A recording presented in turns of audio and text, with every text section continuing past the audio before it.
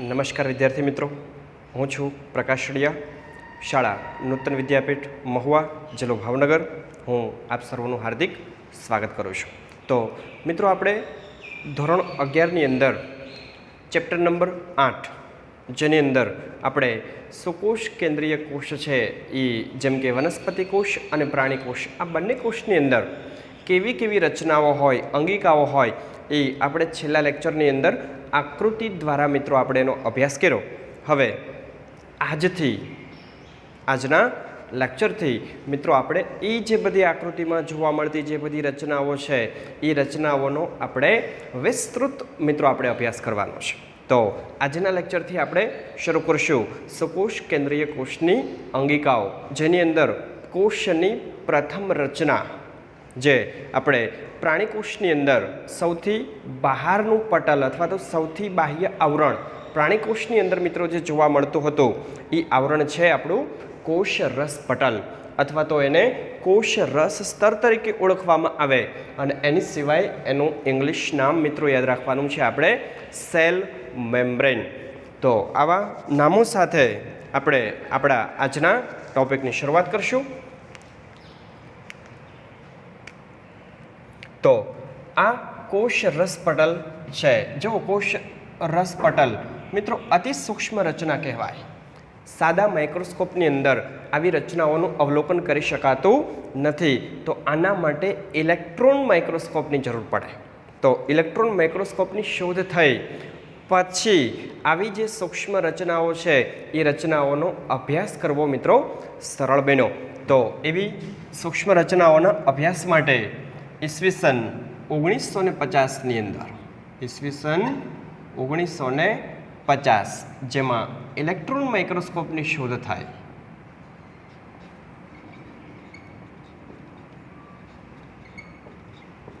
તો આ ઇલેક્ટ્રોન માઇક્રોસ્કોપની શોધને આધારે મિત્રો આપણે કોષ રસ પટલ છે એનો અભ્યાસ શક્ય બન્યો.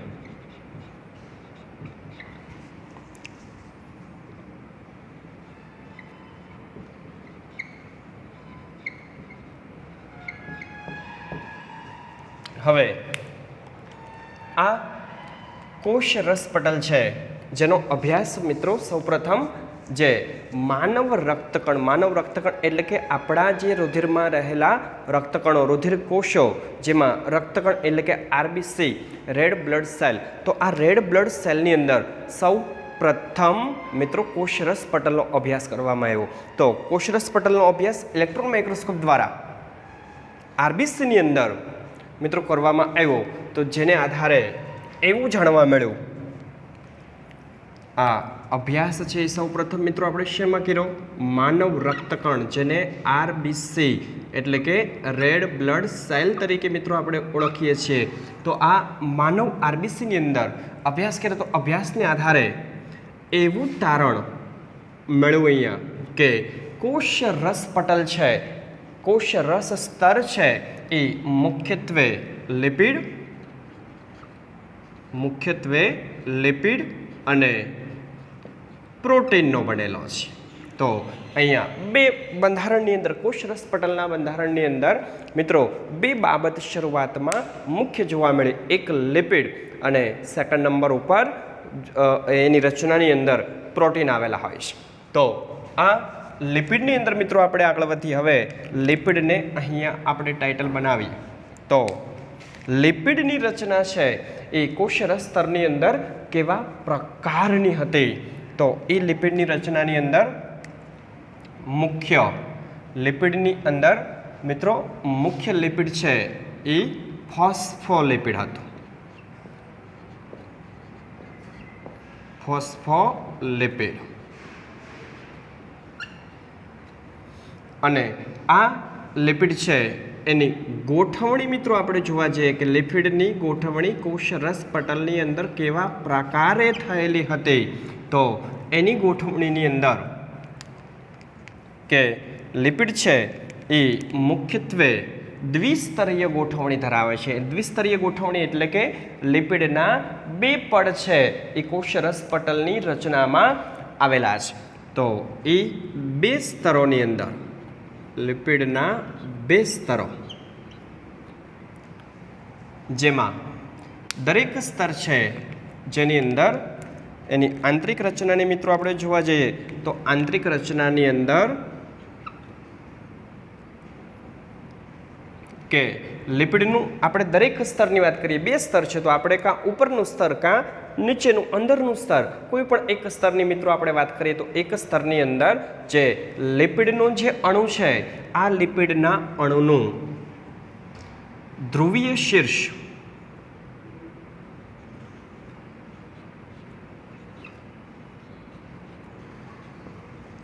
એ પટલમાં બહારની તરફ છે જોવા મળશે. હમણાં તમને આકૃતિના આધારે સમજાવું. લિપિડનું ધ્રુવીય શીર્ષ છે એ બહારની તરફ જોવા મળે, જ્યારે અધ્રુવીય પૂંછડી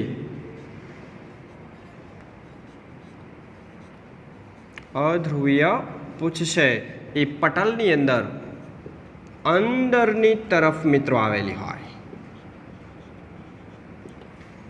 આ ધ્રુવીય શીર્ષ છે જે લિપિડના આવરણની અંદર દ્વિસ્તરીય પડ છે એની અંદર બહારની તરફ આવેલું છે, જેની પ્રકૃતિ છે એ જલાનુરાગી છે, એટલે કે પાણી પ્રત્યે આકર્ષણ છે એ મિત્રો ધરાવે છે. એટલે અહીંયા લખશું આપણે એની પ્રકૃતિ કેવી છે? જલાનુરાગી. જ્યારે અધ્રુવીય પૂંછડી જે અંદરની તરફની છે એની પ્રકૃતિ મિત્રો આવશે જલ વિતરાગી. જલાનુરાગી એટલે કહેવાય પાણી પ્રત્યે આકર્ષણ હોવું, અને જલ વિતરાગીનો મતલબ મિત્રો થશે પાણી પ્રત્યે અપાકર્ષણ થવું. તો આ જલાનુરાગીને ઇંગ્લિશમાં હાઇડ્રોફિલિક પ્રકૃતિ તરીકે ઓળખવામાં આવશે. આ જલ વિતરાગી છે જેને ઇંગ્લિશમાં હાઇડ્રોફોબિક પ્રકૃતિ તરીકે ઓળખવામાં આવશે. તો અહીંયા આપણે જોયું કે આ લિપિડ જેમાં મુખ્ય ફોસ્ફોલિપિડ એના 2 સ્તરો છે એ પટલની રચનામાં આવેલા છે. દરેક સ્તરની અંદર ધ્રુવીય શીર્ષ છે એ બહારની તરફ છે, પટલમાં બહારની તરફ, અને અધ્રુવીય પૂંછડી છે એ પટલની અંદર અંદરની તરફ છે એ મિત્રો જોવા મળશે. તો આપણે જોઈએ આકૃતિને આધારે કે કઈ રીતે એની જલાનુરાગી પૂંછ છે, જલવિતરાગી પૂંછ છે અને જલાનુરાગી શીર્ષ છે એની ગોઠવણી કેવા પ્રકારે છે એ અહીંયા થયેલી જોવા મળે. તો એની ગોઠવણીની અંદર આકૃતિમાં મિત્રો આપણે નજર નાખીએ તો આકૃતિની અંદરથી આપણને ખ્યાલ આવશે. આ લિપિડના અણુનું આપણે માની લઈએ ઉપરનું પટલ છે. આ લિપિડના અણુનું ઉપરનું પટલ. તો આ જે રચના છે આ લિપિડના અણુનું શીર્ષ કહેવાય. શું કહેવાશે મિત્રો? લિપિડના અણુનું શીર્ષ કહેવાશે. જ્યારે આ રચના છે અંદરની બાજુએ આવેલી એ શું આવશે? એની પૂંછ આવશે. તો આ લિપિડ આવરણ છે, જોઈએ આપણે કે આ લિપિડનો અણુ છે એમાં શીર્ષ છે એ તમે જુઓ આ પટલની બહારની બાજુથી, અને એની જે પૂંછ છે એ પૂંછ જુઓ આ લિપિડનું દ્વિસ્તર છે. આ પ્રથમ સ્તર અને એવી જ રીતના અહીંયા નીચે આવશે બીજું સ્તર આવશે. તો બંને સ્તરની અંદર શું છે મિત્રો? શીર્ષ બહારની બાજુએ તમે જોઈ શકો છો. જુઓ શીર્ષ બહારની બાજુએ છે અને એની પૂંછ છે એ પટલની અંદર અંદરની તરફ મિત્રો ગોઠવાયેલી હોય છે. તો આવી રીતના લિપિડનું દ્વિસ્તર છે એ મિત્રો જોવા મળશે. તો હવે આ પૂંછ છે એ જુઓ અંદરની તરફ છે.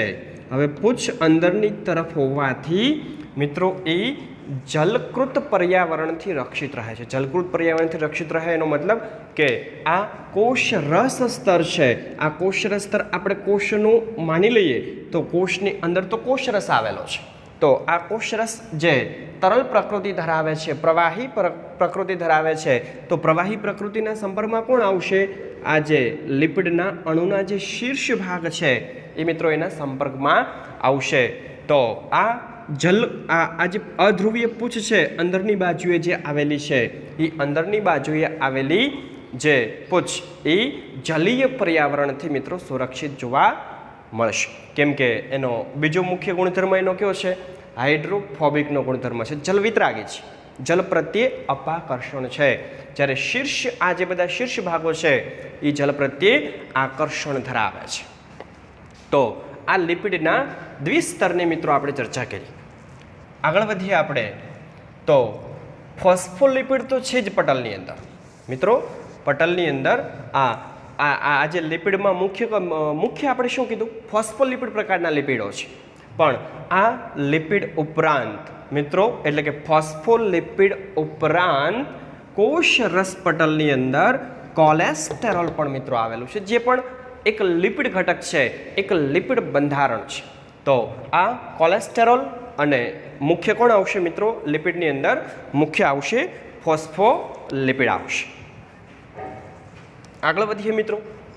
તો જેમ જેમ આગળનો સમય પસાર થતો ગયો, નવા સંશોધનો છે એ સામે આવતા ગયા, એમ આગળ નવી અને નવી જાણકારીઓ છે એ મિત્રો આપણને પ્રાપ્ત થતી ગઈ. તો નવી જાણકારીની અંદર જોઈએ આપણે.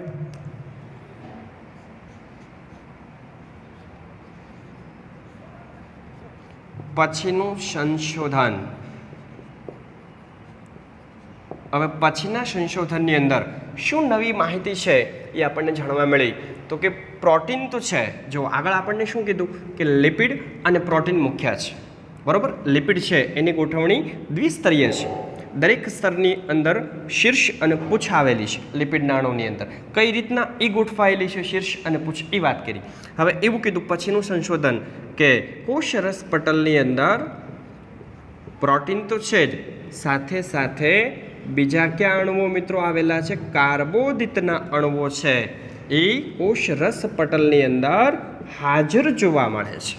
તો અહીંયા આગળ તો હતું લિપિડ અને પ્રોટીન, તો અહીંયા પ્રોટીન તો છે જ, પણ ઉપરાંત આપણને પછીના સંશોધનમાં ખબર શું પડી કે કાર્બોદિતનો અણુ છે એ પણ કોષરસ પટલના બંધારણની અંદર જોવા મળે છે. દરેક કોષની અંદર, એટલે કે જુદા જુદા કોષોમાં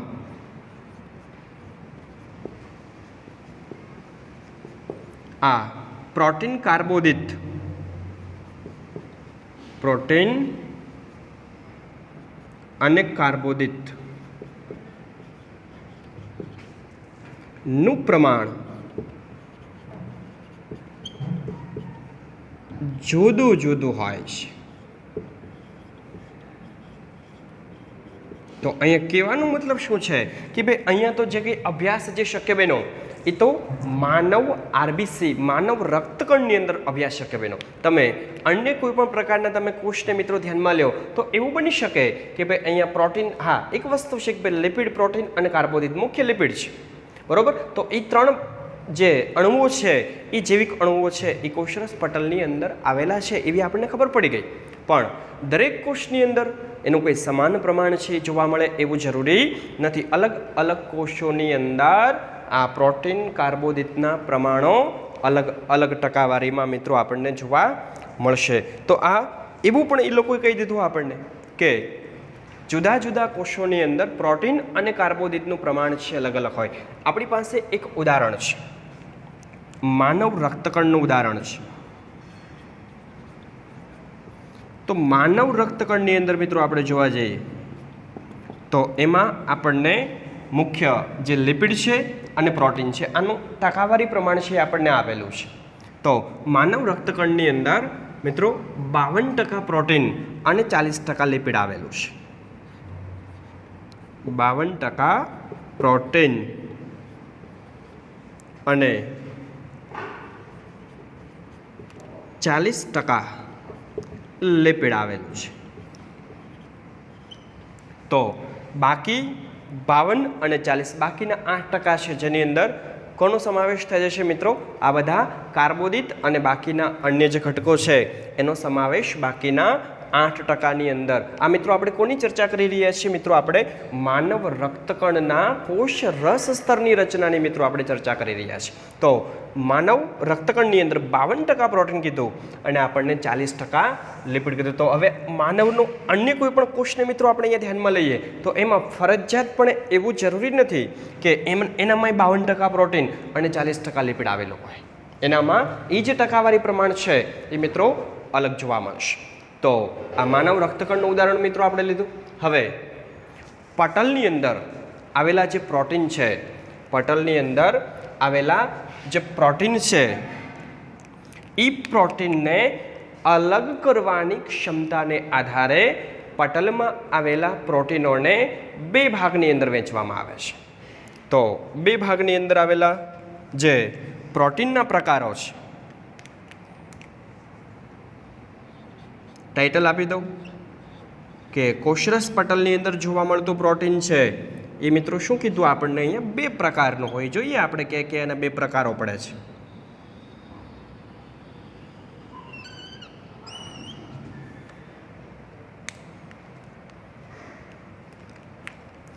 પ્રથમ પ્રકાર આવશે મિત્રો એનો અંતર્ગત પ્રોટીન,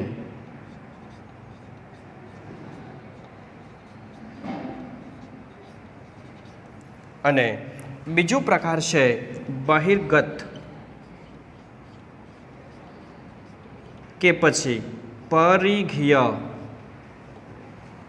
બહિર્ગત કે પછી પરિઘીય પ્રોટીન તરીકે મિત્રો એને ઓળખવામાં આવશે. તો આ બે પ્રકારોના નામ પહેલાં આપણે યાદ રાખી લો.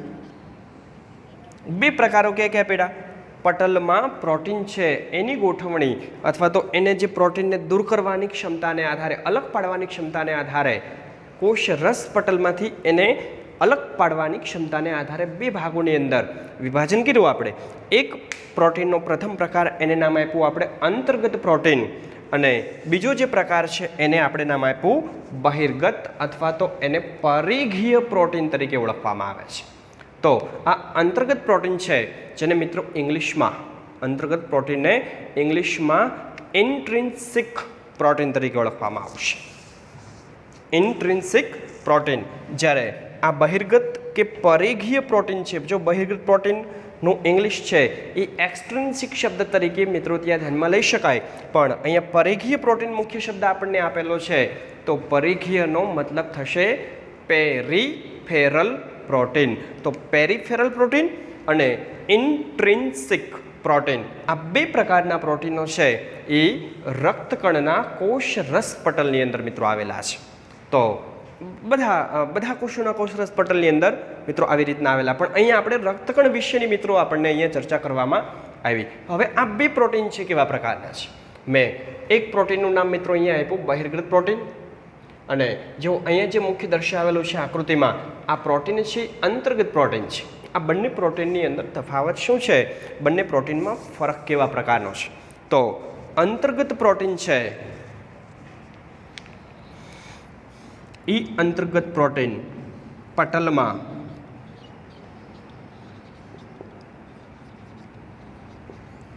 અંશતઃ કે સંપૂર્ણ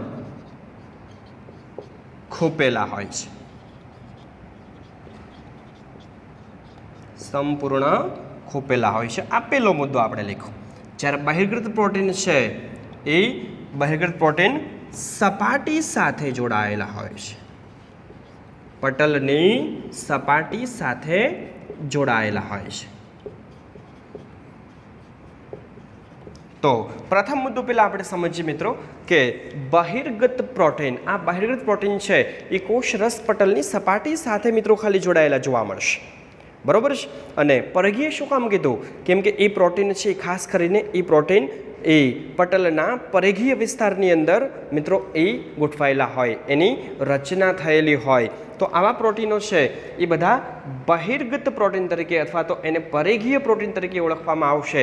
જ્યારે અંતર્ગત પ્રોટીન છે એ મિત્રો આપણે તો હમણાં જ કીધું કે લિપિડ છે, આ લિપિડ દ્વિસ્તર ગોઠવણી ધરાવે છે, એટલે કે બે સ્તરોની બનેલી ગોઠવણી ધરાવે. તો ઇન્ટ્રિન્સિક પ્રોટીન એટલે કે અંતર્ગત પ્રોટીન છે એ કઈ રીતના હોય? પટલમાં અશંત એટલે કે અડધા ખોપેલા હોય આવી રીતે, બરોબર? અથવા તો શું કીધું આપણને? પટલમાં સંપૂર્ણ ખોપેલા હોય એટલે કે પટલની આરપાર મિત્રો આવી રીતના થયેલા હોય. તો આ જે રચના છે આને આપણે અંતર્ગત પ્રોટીન તરીકે મિત્રો આપણે ઓળખીશું.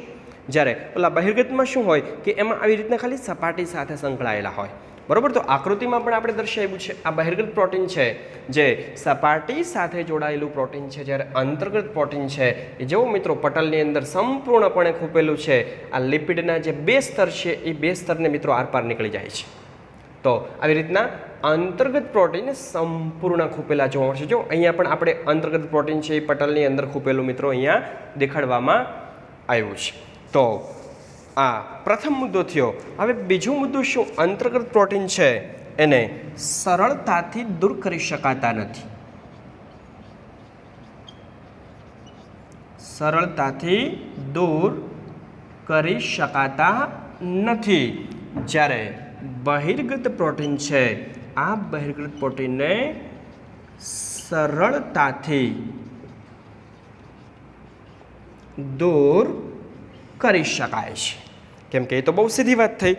બહિર્ગત પ્રોટીન તો ખાલી સપાટી સાથે જોડાયેલા છે, તો એને સરળતાથી દૂર કરી શકાય. ઓલા અંતર્ગત પ્રોટીન તો પટલની આરપાર છે, તો એને સરળતાથી દૂર કરી શકાતા નથી. તો આ બે મુદ્દાઓ છે, એ અંતર્ગત પ્રોટીન અને બહિર્ગત પ્રોટીન. મિત્રો એને દૂર કઈ રીતના પટલમાંથી દૂર કરવા, એના આધારે એના બે નામો આપી દીધા. બરોબર છે. તો આ ઇન્ટ્રિન્સિક અને એક્સટ્રિન્સિક અથવા તો પેરીફેરલ પ્રોટીન વિશેની મિત્રો આપણે ચર્ચા કરી નાખી. હવે આ બધી કોમન વાત થઈ. એક્ઝેક્ટલી તમે આકૃતિની નીચે અહીંયા જોશો તો અહીંયા આપણે જે આકૃતિનું નામ આપણને આપેલું છે ફ્લુઇડ મોઝેઇક મોડલ. તો આ ફ્લુઇડ મોઝેઇક મોડલ દર્શાવનાર સિંગર અને નિકોલ્સન નામના વૈજ્ઞાનિક હતા.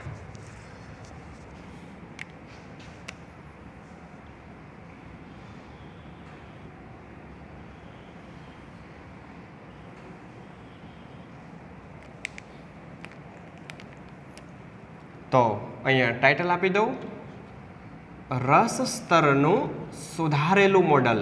એટલે જે કંઈ પણ સુધારો થયેલો હોય છેલ્લે એવું સુધારેલ મોડલ છે એ દર્શાવનાર વૈજ્ઞાનિકો કોણ હતા કે જેમણે સ્પષ્ટ સમજૂતી આપી દીધી કે ભાઈ પહેલાં આમાં કેવું હોય કે જેમ જેમ રચનાનો ડીપમાં અભ્યાસ થતો જાય એમ એના વિશેની વધુને વધુ જાણકારી મિત્રો આપણને પ્રાપ્ત થતી જાય. તો એમાં તો સુધારો એ જે બધી સ્ટડી થયેલી હોય આગળ એની અંદર સુધારો થતાં એક્ઝેક્ટલી ઓરિજિનલ જે સ્ટડી હોય આપણને એ સ્ટડીની જાણકારી આપણને પછીના સ્ટેપોની અંદર પ્રાપ્ત થતી હોય. તો અહીંયા સુધારેલું જે મોડલ છે એ સુધારેલ મોડલ આપનાર વૈજ્ઞાનિક પહેલાં કોણ હતા? એની અંદર નામ આવશે મિત્રો સિંગર વત્તા નિકોલ્સન.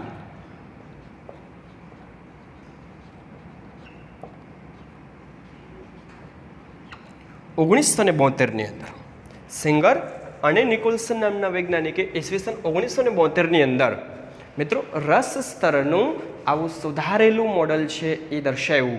આવા સુધારેલું જે મોડલ છે એને ફ્લુઇડ મોઝેઇક મોડલ તરીકે ઓળખવામાં આવે છે. ફરી વખત ફ્લુઇડ મોઝેઇક મોડલ દર્શાવનાર, આપનાર, એના વિશેની સ્ટડી કરનાર વૈજ્ઞાનિકો કોણ હતા મિત્રો? સિંગર અને નિકોલ્સન નામના વૈજ્ઞાનિક હતા. ક્યારે એમણે આ સુધારેલું મોડલ છે એટલે કે સર્વ સ્વીકૃત, બધા દ્વારા સ્વીકારાયેલું મોડલ જેને ફ્લુઇડ મોઝેઇક મોડલ તરીકે ઓળખવામાં આવે છે, જે સિંગર અને નિકોલ્સન દ્વારા ઈસવીસન 1972ની અંદર આપવામાં આવ્યું. બરોબર. અહીંયા એક અગત્યનું વિધાન છે આપણને કહેવામાં આવ્યું કે લિપિડ છે, આ લિપિડના દ્વિસ્તરની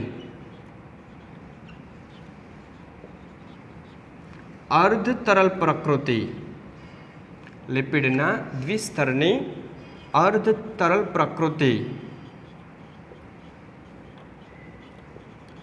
ને કારણે અંદર ખૂપેલા જે પ્રોટીન છે આ પ્રોટીન પટલમાં પાર્શ્વીય ગતિ કરે છે. શબ્દ સાંભળજો મિત્રો, વિધાનને સમજવાનો પ્રયત્ન કરજો. પાર્શ્વીય ગતિ કરે છે. સમજીએ આપણે વિધાન. શું કીધું આપણને અહીંયા બીજું વિધાન? કે લિપિડનું દ્વિસ્તર, આપણે માની લીધું કે ભાઈ આ લિપિડ છે એનું બે સ્તર એટલે કે દ્વિસ્તર થયું. હવે આ લિપિડનું દ્વિસ્તર એની પ્રકૃતિ મિત્રો અહીંયા આપણને છે એ અર્ધ તરલ પ્રકૃતિ છે. એ અર્ધ તરલ પ્રકૃતિ આપણને કહેવામાં આવ્યું છે. તો અહીંયા પાર્શ્વીય ગતિ કરે છે.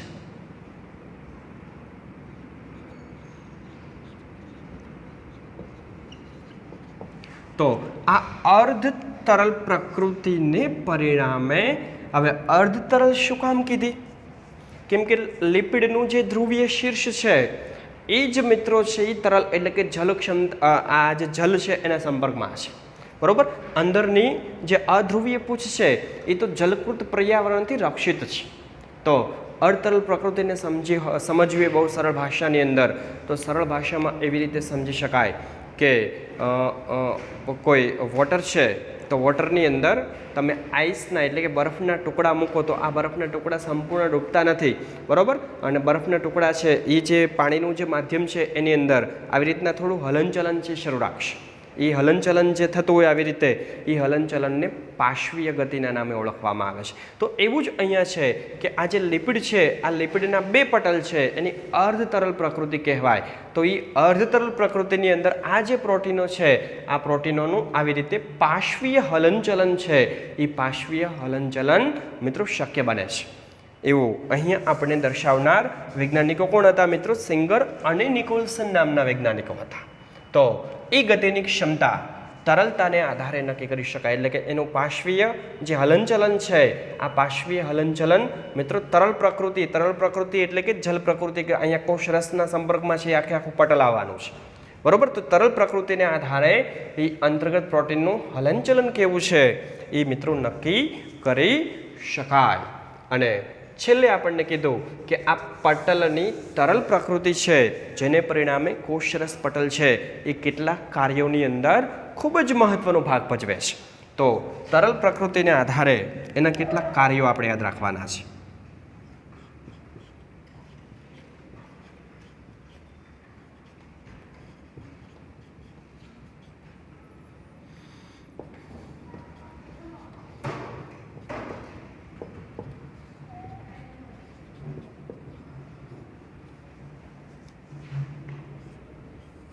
હવે એના કાર્યોની અંદર મિત્રો આપણને 4 થી 5 મુદ્દાઓ છે એના કાર્યની અંદર આપેલા છે. એક તો કોષ વૃદ્ધિ, પછી આપ્યું આપણને આંતરકોષીય જોડાણ નિર્માણ, લખતા જઈએ પેલા દરેક મુદ્દાઓ.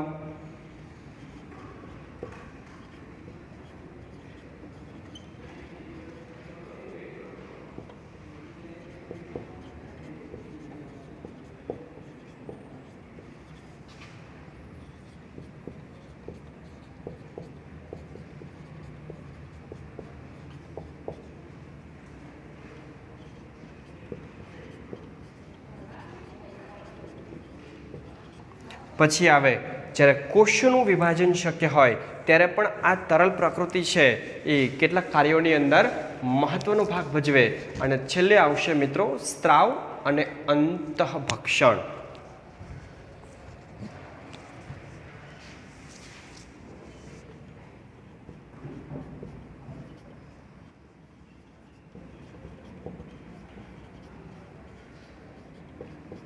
તો આ 5 કાર્ય છે જેની અંદર કોષની જે તરલ પ્રકૃતિ છે આ તરલ પ્રકૃતિનો મિત્રો ખૂબ જ મહત્વનો રોલ છે આ 5 કાર્યોની અંદર રહેલો છે, બરોબર. તો આ 5 કાર્યોમાં પહેલું શું કીધું મિત્રો આપણને? કોષીય વૃદ્ધિ. તો કોષીય વૃદ્ધિ એટલે કે કોષોની સંખ્યામાં વધારો. ચયાપચય પ્રક્રિયાની અંદર જે ચય પ્રક્રિયાઓ છે એનું પ્રમાણ વધે જેમાં તરલ પ્રકૃતિ છે એ ખૂબ જ અતિ ઉપયોગી હોય. પછી આંતરકોષીય જોડાણનું નિર્માણ જે થતું હોય એટલે કે કોષ વચ્ચે, જો મિત્રો કોષ વચ્ચે એટલે એને આંતરકોષ કહેવાય, એની વચ્ચે કેટલાક જે વનસ્પતિ કોષો છે આ વનસ્પતિ કોષોની અંદર કોષરસ, એક કોષનો કોષરસ અને અન્ય કોષનો કોષરસ, તો આવી રીતના જોડાણ છે એ થયેલું હોય. તો એવી રીતના પ્રાણી કોષોની અંદર પણ આંતરકોષીય જોડાણો છે જોવા મળે. તો એની અંદર એ જોડાણના નિર્માણ થવામાં આ પ્રકૃતિ થોડી ઉપયોગી છે. પછી કોષ વિભાજનની અંદર પ્રકૃતિ થોડી ઉપયોગી આવશે.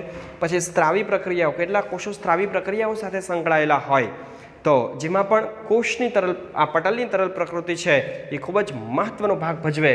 અને છેલ્લે આવશે અંતઃભક્ષણની પ્રકૃતિ, જેમાં પણ આ તરલ પ્રકૃતિનો ખૂબ જ મહત્વનો રોલ હોય છે. તો આ તરલ પ્રકૃતિને કારણે આ 5 પ્રકારના કાર્યો છે જેમાં કોષરસ પટલ છે એ મિત્રો ખૂબ જ અગત્યનો ભાગ ભજવે છે. તો અહીંયા આપણે આજના વિડીયો લેક્ચરની અંદર મિત્રો આપણે જોયું કોષરસ પટલ અથવા તો સેલ મેમ્બ્રેન, જેની અંદર શરૂઆતનો અભ્યાસ એની અંદર મુખ્ય લિપિડ અને પ્રોટીન જોવા મળ્યા હતા. આગળ અભ્યાસ થયો એની અંદર પ્રોટીન અને કાર્બોદિત હાજર છે એવું કહેવામાં આવ્યું. પછી આ જે બધો અભ્યાસ છે એ માનવ રક્તકણની અંદર કરવામાં આવ્યો, જેમાં 52% પ્રોટીનનું પ્રમાણ મળ્યું અને 40% લિપિડનું પ્રમાણ મળ્યું, બરોબર. આ લિપિડની ગોઠવણી 2 સ્તરોની ગોઠવણી થયેલી હોય, એમાં શીર્ષ બધા બહારની તરફ છે અને અધ્રુવીય પૂંછડી અંદરની તરફ મિત્રો જોવા મળે છે। એવી રીતે પ્રોટીન છે એ પણ બે પ્રકારના મિત્રો આપણે જોયા, એક પરિઘીય પ્રોટીન બહિર્ગત પ્રોટીન અને બીજો પ્રકાર જોયો મિત્રો આપણે અંતર્ગત પ્રોટીન। અંતર્ગત પ્રોટીન છે સંપૂર્ણ ખૂપેલા છે અને બહિર્ગત છે એ માત્ર સપાટી સાથે જોડાયેલા હોય છે। તો સરળતાથી દૂર કોને કરી શકાય?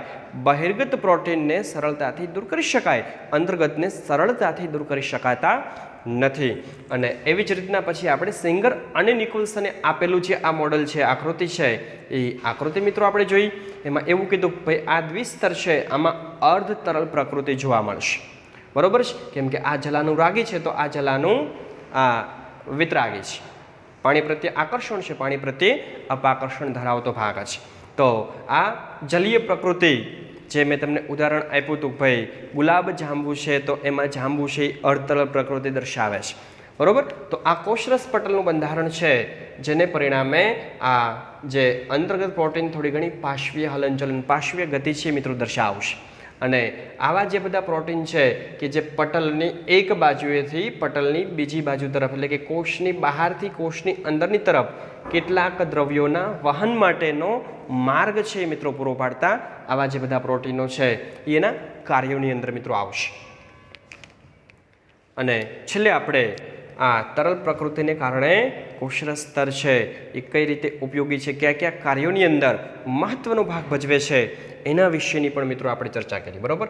આકૃતિની અંદર બહિર્ગત પ્રોટીન, અંતર્ગત પ્રોટીન, પછી આ જો પ્રોટીન છે એની સાથે જો મિત્રો અહીંયા શર્કરા જોડાયેલી છે, એ આપણે બંને તરફની શર્કરાઓ મિત્રો અહીંયા કાર્બોદિત એટલે કે શર્કરા, તો એ શર્કરાઓ દર્શાવેલી છે, શીર્ષ અને પુચ્છ, પછી કોલેસ્ટેરોલના અણુ પણ ફોસ્ફોલિપિડની સાથે સાથે હાજર હોય છે, બરોબર? અને અહીંયા આ પ્રથમ સ્તર અને આ બીજું સ્તર એવી રીતના લિપિડનું દ્વિસ્તરીય પડ મિત્રો આપણે અહીંયા દર્શાવેલું છે। તો આ આકૃતિ છે એ આકૃતિ મિત્રો કોણે આપેલી છે? આપણને સેંગર અને નિકોલ્સને ઈસવીસન 1972ની અંદર આપેલી છે, જેને ફ્લુઇડ મોઝેઇક મોડલ તરીકે ઓળખવામાં આવે છે। હવે આગળના લેક્ચરની અંદર આ જે કોષરસ સ્તર છે, આ કોષરસ સ્તરની અંદર આ જે કોષરસ પટલનું જે કાર્ય છે, કોષરસ સ્તરનું જે કાર્ય, બરોબર? કેમ કે કોષરસ સ્તર છે એ મિત્રો અર્ધ પ્રવેશીલ પ્રકૃતિ ધરાવે છે, તો એની અંદર કોષમાંથી કેટલાક આયનો છે બહાર નીકળશે, કેટલાક આયનો છે કોષની અંદર દાખલ થશે। તો કયા અણુઓ દાખલ થાય અને કયા અણુઓ છે એ કોષની બહાર નીકળે, તો એ જે આખું જે વહન છે એ વહન મિત્રો આપણે પછીના વિડીયો લેક્ચરની અંદર, નેક્સ્ટ વિડીયો લેક્ચરની અંદર મિત્રો આપણે એનો અભ્યાસ કરશું। તો આજનો લેક્ચર અહીંયા પૂરો કરીએ છીએ। અસ્તુ, જય હિન્દ।